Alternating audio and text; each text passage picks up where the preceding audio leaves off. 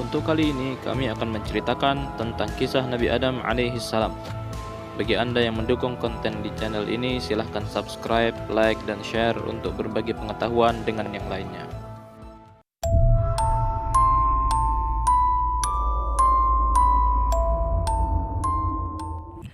Ketika Allah SWT menghendaki akan menciptakan makhluk dari tanah yang bernama manusia, ia akan dijadikan sebagai khalifah atau pemimpin di dunia. Maka para malaikat mengadukan keberatannya kepada Allah. Malaikat mengatakan, "Apakah engkau, wahai Allah, yang akan menjadikan orang yang merusak dan menumpahkan darah di muka bumi? Padahal kami selalu memujimu dan mensucikanmu." Maka Allah menyangkal perkataan para malaikat dengan berfirman, "Aku lebih mengetahui apa yang tidak kamu ketahui."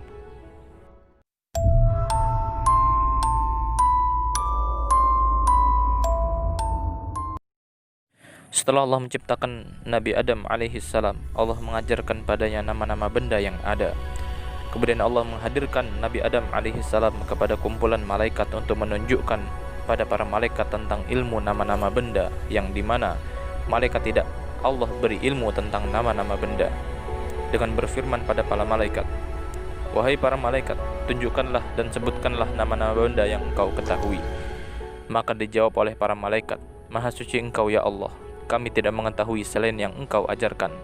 Maka Allah berfirman pada Nabi Adam alaihissalam, "Wahai Adam, beritahu mereka," yaitu para malaikat, "nama-nama benda."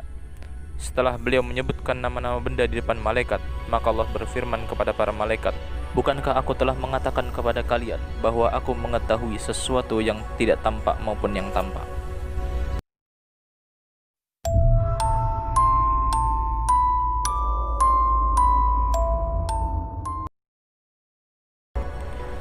Setelah malaikat mengagumi kecerdasan Nabi Adam alaihissalam, maka Allah memerintahkan para malaikat untuk bersujud kepada Nabi Adam alaihissalam sebagai rasa hormat.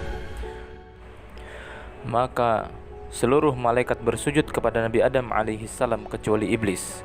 Dengan sombongnya ia tetap berdiri dan tidak sujud. Jika kalian ingin saya ceritakan tentang asal mula iblis, silahkan tulis di komentar agar insyaallah nanti kami ceritakan di video selanjutnya. Kita lanjutkan.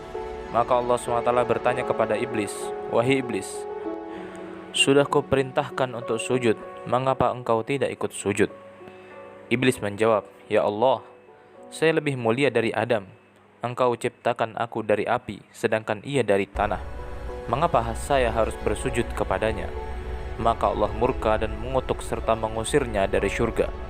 Seketika itu iblis bersumpah akan menyesatkan anak cucu Adam alaihissalam sampai hari kiamat tiba.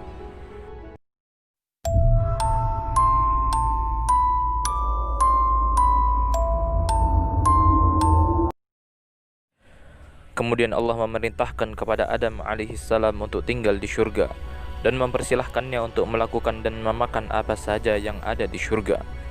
Hanya ada satu larangan di surga itu, yaitu memakan buah khuldi. Bahkan dilarang untuk mendekati pohon tersebut. Ketika Nabi Adam alaihissalam merasa kesepian di dalam surga, Allah SWT mengetahuinya, kemudian menciptakan wanita dari tulang rusuk kiri Nabi Adam alaihissalam yang diberi nama Hawa. Melihat hal itu, iblis tidak senang dengan kehadiran Nabi Adam dan Hawa. Maka ia menggoda Adam alaihissalam dan Hawa untuk mendekati dan memakan buah khuldi. Dengan tipuannya ia mengatakan bahwa buah khuldi apabila dimakan maka akan hidup abadi. Nabi Adam alaihissalam lupa dengan larangan Allah untuk jangan mendekati pohon tersebut, apalagi memakan buahnya. Maka makanlah Nabi Adam dan istrinya Hawa buah khuldi tersebut. Seketika itu pakaian surga yang Adam dan Hawa kenakan terbuka dan menampakkan aurat mereka. Maka mereka berdua menutupi aurat mereka dengan dedaunan surga, dan inilah maksiat pertama yang manusia kerjakan.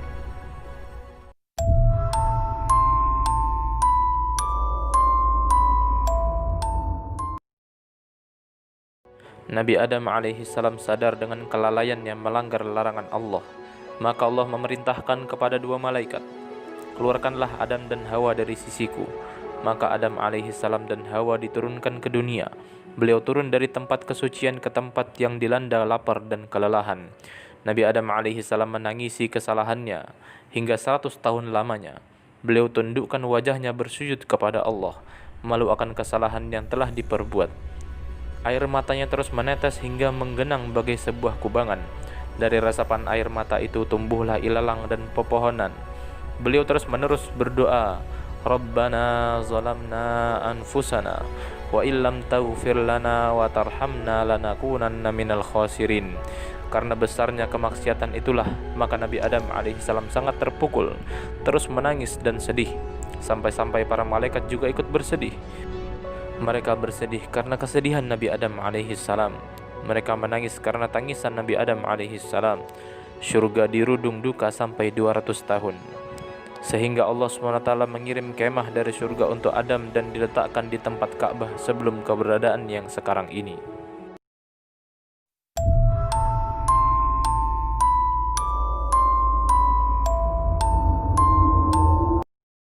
Saat diturunkan ke bumi, Nabi Adam dan Hawa diturunkan di tempat terpisah.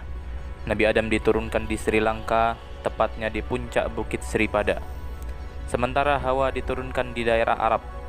Setelah terpisah selama 40 hari, keduanya dipertemukan kembali oleh Allah Subhanahu wa Ta'ala di Jabal Rahmah. Maka Nabi Adam dan Hawa memulai hidup yang baru di bumi. Allah juga memberikan bagi Nabi Adam dan Hawa keturunan.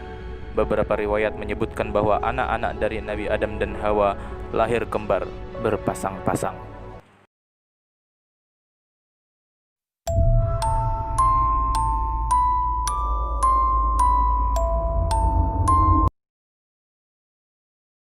Setelah sekian lama hidup di dunia, Hawa melahirkan 40 anak dari rahimnya dari 20 kehamilan.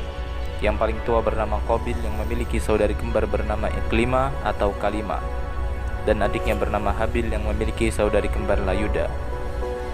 Qabil memiliki keahlian di bidang pertanian, sedangkan Habil adalah ahli peternakan.